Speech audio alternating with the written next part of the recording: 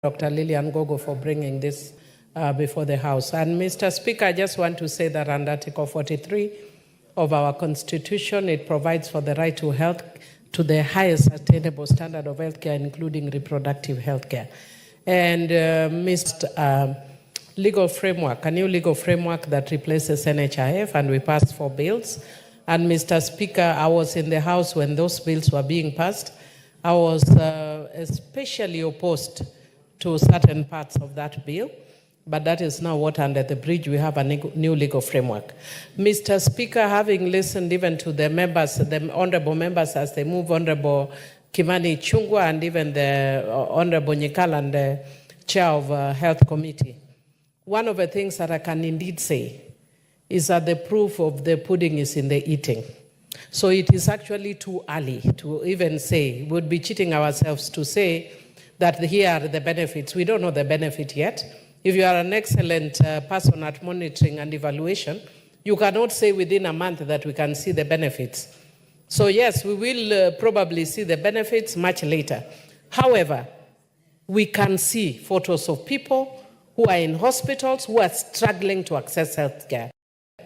Those with renal issues, those who are cancer patients. And Mr. Speaker, even though I know Honorable Ichung'wah is actually castigating a lot of the members who he says are pushing propaganda, he's saying one. I don't know who that is, since I'm not too sure about, I'm not very keen on the politics of the mountain. But Mr. Speaker, what I want to say is that we need to acknowledge that there are very serious transition issues over this. And Mr. Speaker, if we lose a life, we can never regain it.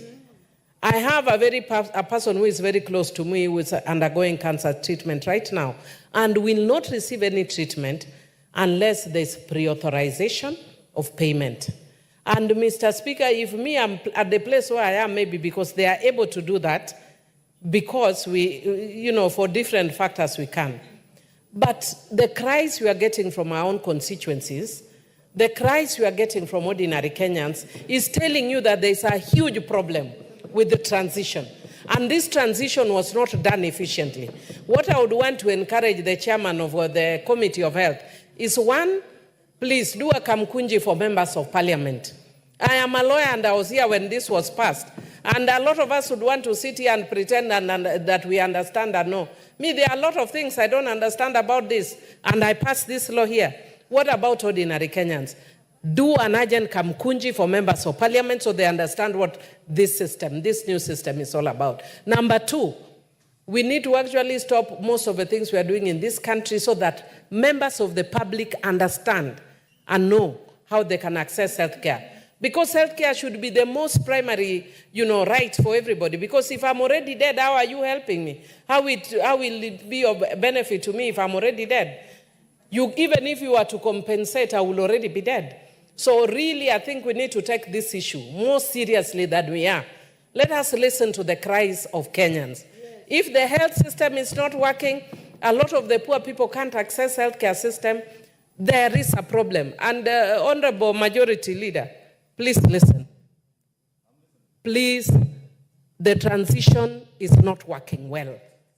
Please take this and inform whoever needs to be informed that they need to take urgent action. The transition is not working well. Thank you, Lillian, for bringing this. Members, I would request we speak for not more than 3 minutes so that as many of us as possible contribute. The Honorable Omboko Milemba.